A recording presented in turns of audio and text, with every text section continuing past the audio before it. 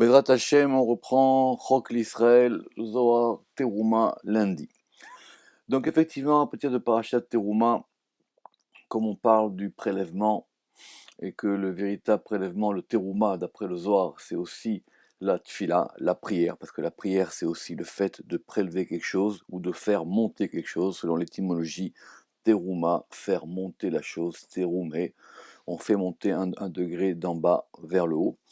Donc le Zohar va nous parler maintenant de la prière, et plus exactement de la prière du matin, parce que la prière du matin, c'est le modèle de la prière en général. Et on va maintenant parler encore plus précisément des kavanotes, des intentions ou des directions dans la prière. Donc j'espère que tout le monde sait que c'est un sujet très compliqué, la prière, surtout quand on veut comprendre les kavanotes. En tout cas, on va dire que la première architecture de la prière, c'est qu'elle est composée de 4 parties. Donc il y a une première partie qui commence à la Akedat Yitzhak, c'est-à-dire la ligature d'Yitzhak, et qui va jusqu'à Odou. Il y a une deuxième partie qui va de Odou jusqu'à Yishtabach. Une troisième partie qui va de Yishtabach avec le Kriyat Shema jusqu'à la Hamida. Il y a la Hamida elle-même. On va dire en gros que ces 4 parties correspondent aux 4 mondes. Donc la première partie, c'est le monde de la Asiya. Après, c'est le monde de la Yetzira. Et après, c'est dans le monde de la Beria. Et après, on va rentrer dans le monde de la Hatzilut. Donc pour le moment, on va s'intéresser aujourd'hui, dans le Zohar d'aujourd'hui, dans la deuxième partie. Pourquoi? Parce que dans la deuxième partie, on va commencer par avoir des psaumes, c'est-à-dire par avoir des Teilim, les psaumes du roi David. Et ces psaumes du roi David, ils sont effectivement bien placés dans cette partie, parce qu'ils vont procurer un éveil dans la prière pour arriver après au schéma Israël et à la Hamid. C'est ce que va voir le Zohar aujourd'hui. Kadate Tzafra, quand vient le matin. Vetsibura ishtakechu bevek nishta, et la communauté se trouve dans la synagogue. D'après le Rama, il s'agit de 2 conditions. Il faut qu'effectivement la prière se fait le matin, et ça se fait aussi à la synagogue en public. Baoul ishtakacha beshirin vetushbachan de David, la communauté, c'est un pluriel, ils doivent se trouver en chant et louange du roi David, parce que c'est à ce moment-là qu'on va pouvoir les faire. C'est-à-dire qu'on ne peut pas les faire avant, ça ne peut pas se passer dans la première partie de la prière. Pour ceux qui ont remarqué, il n'y a pas de psaume dans la première partie de la prière. En tout cas, pas de cette manière-là, et on les retrouvera après. Vea ou kimna, et on a établi des sidura iou les itara rechimu la'ela vetata. Et on a établi que cet ordre des psaumes qu'on va réciter maintenant, il a un but. Les tara rechimu la'ela vetata, il est d'éveiller l'amour en haut et en bas. Parce que comme le but c'est d'arriver jusqu'au moment de la Hamida, le moment de la prière dite à voix basse et après répétée à voix haute, et qu'on va faire debout, qui correspond au degré de l'union. Cette union, elle va se construire. Et la particularité de ces chants et de ces louanges, c'est que ça va éveiller l'amour en haut et en bas, pour pouvoir lier les mondes supérieurs avec les mondes inférieurs. La takna tikunin, pour arranger des arrangements, ou l'itara chedva, et pour éveiller la joie, un degré de joie dont on a besoin, qui ici, d'après le Ramak, provient de Bina. Dea. Berinda levia mitare leitara rechimu vechedva le'ela. Car pour cela, ou à cause de cela, les Lévi'as, les Lévi'im, mitare, ils s'éveillent, ou ils éveillent, les itara rechimu vechedva, pour éveiller amour et joie en haut. Pourquoi? Parce qu'évidemment la prière elle est faite sur le modèle des korbanot, des sacrifices qu'on apportait au temple. Et les sacrifices aussi étaient apportés accompagnés de lecture de de chants dans le temple. Et ces chants, ils étaient liés aux Lévi'im. C'était les Lévi'im qui étaient préposés à la lecture et plutôt au fait de chanter ces chants-là. Parce que les Lévi'im, c'est connu, ils viennent du côté de la rigueur. Et ces chants-là, ils viennent à la fois pour éveiller et aussi pour séparer des forces extérieures. Donc, c'était leur rôle. Et ces chants-là, ils servent à ces deux choses. Ils servent à la fois à louer, à faire élever un chant, et ces chants-là, ils sont là aussi pour pouvoir casser des choses ou mettre des barrières. Ce qu'on apprend de l'étymologie de Zmirot. Les amers, ça veut dire deux choses. Ça veut dire à la fois chanter, et ça veut dire aussi à la fois tailler, couper. Et azamir igia, comme c'est marqué dans Shirachirim, et c'est expliqué au début du Zohar. Et donc je reprends Dea Berinda, car à cause de cela, les Lévi'im mitaré, ils éveillent ou ils s'éveillent pour éveiller amour et joie en haut. Be'inun shirin vetush bechan, par ses chants et ses louanges. Comme dit le Ramak, les chants, ils brûlent les écorces de haine et ils attirent la joie. Uman de mishtae bebek nishta vaile, de arze peruda. Et il ne faut évidemment pas parler à ce moment-là pendant la prière. Parce qu'on est en train de construire cette union.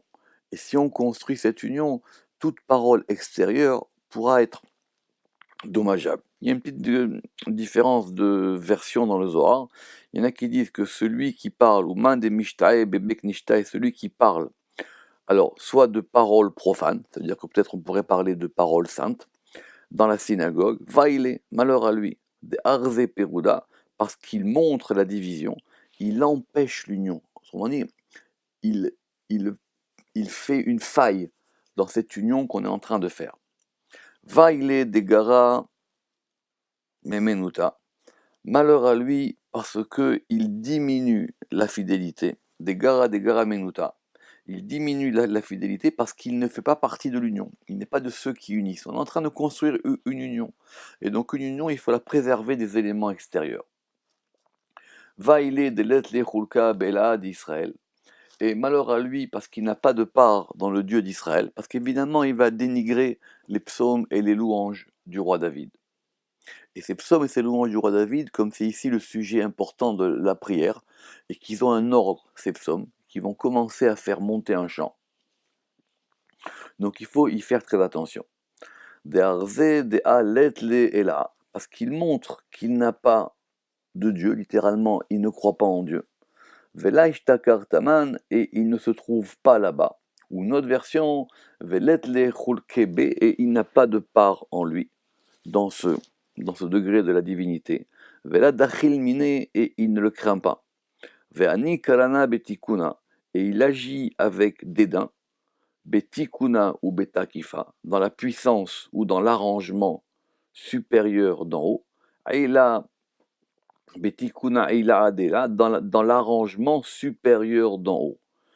Comme s'il pensait que c'était juste simplement des chants qu'on avait mis maintenant dans la prière, et que ça participe pas tellement à l'arrangement supérieur, comme va dire le Matok Midvash.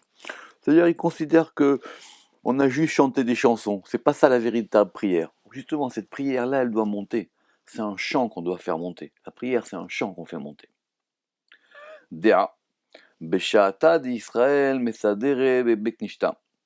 Parce qu'au moment où Israël sont en train d'ordonner, le Zohar il dit que c'est qu'on est en train d'organiser quelque chose, on ordonne quelque chose dans la synagogue. Sidura de Shirin vetushbechan vesidura d'Itziluta. L'ordre des chants et des louanges et l'ordre de la prière, tout ça, ça va procurer un événement particulier. Et qui dit mitkanche tlat mesharian de malacheilae. Ils vont se rassembler maintenant 3 camps d'anges supérieurs. Les kavanot dans le Zohar, ce sont des directions de la prière, mais ce sont des directions qui indiquent aussi comment ça montre, comment la chose se fait voir.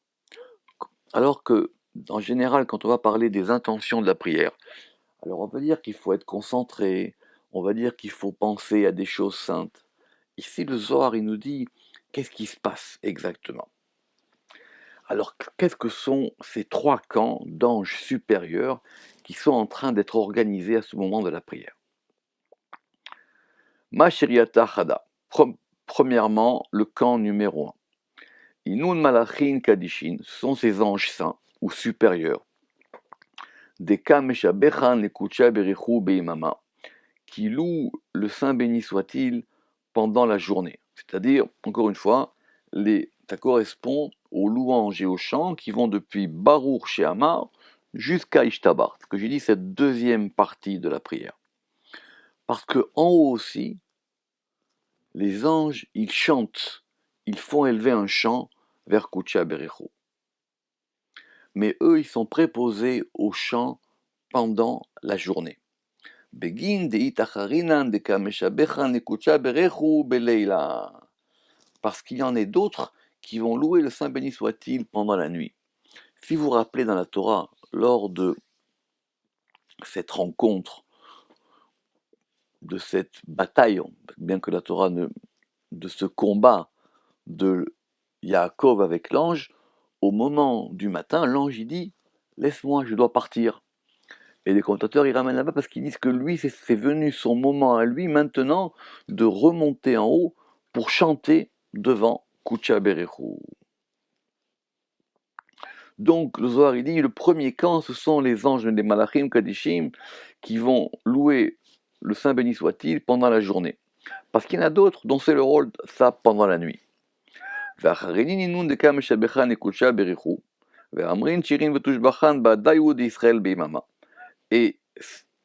et ces autres-là, qui vont louer le Saint béni soit-il, et qui vont dire des chants et des louanges, ils vont le faire avec Israël. C'est-à-dire au même moment où nous, à la synagogue, on fait ces psaumes, et bien eux aussi, ils le font en haut, au même moment, dans les camps supérieurs.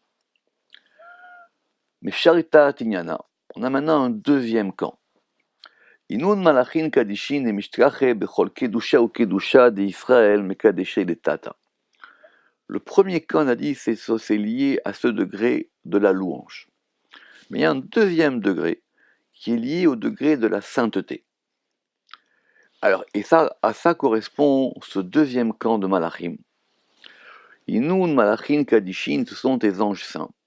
Des Mishtaché Bechol Kedusha ou Kedusha qui se trouvent dans chaque sanctification et sanctification d'Israël, Mekadeshe les Tata, que Israël sanctifie en bas.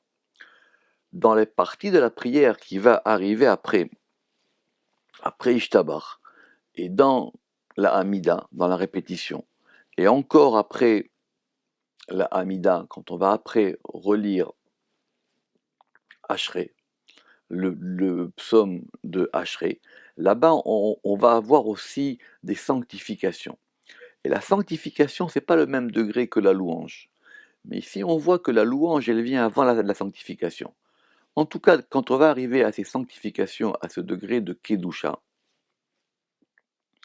ce degré de Kedusha, là-bas, ça va correspondre à un autre ordre. Et l'ordre fait que d'abord, on commence par, ici, dans ce qu'on voit aujourd'hui, on va commencer par les louanges, et après, on va passer aux sanctifications. Ça sera expliqué dans les Tikkun Zohar que, en gros, il y a trois principes généraux qui sont Yichud, Kedusha ou Beracha.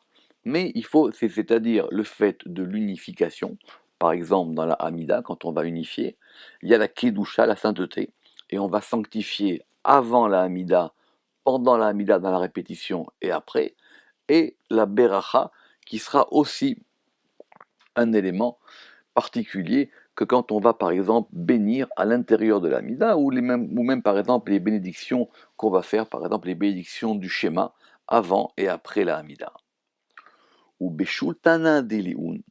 Et donc dans la domination de ce degré de ces anges-là qui participent à la sanctification. Kol inun de mitarin, bechol inun rekin ou echalin. Tous ceux qui s'éveillent dans toutes ces étendues ou dans tous ces palais. parce qu'il y a plusieurs étendues célestes, des Rekein, qui vont correspondre à des palais, Be'aït Seluta d'Israël, par cette prière d'Israël. Le Rama qui dit parce que ce deuxième camp, il est préposé aux sanctifications, aux Kedushot, et quand on se sanctifie, alors on va faire taire les accusations qu'on va pouvoir en haut. Parce que quand on sanctifie, on se prépare. Mais avant de se préparer, on chante. C'est intéressant cette histoire. D'abord on chante et après on se sanctifie. Il y a une autre girsa dans le Zohar, ici une autre version, entre parenthèses, qui dit c'est l'outa d'Israël des Meushav, par cette prière d'Israël qui est assise. Parce que les premières sanctifications qu'on va faire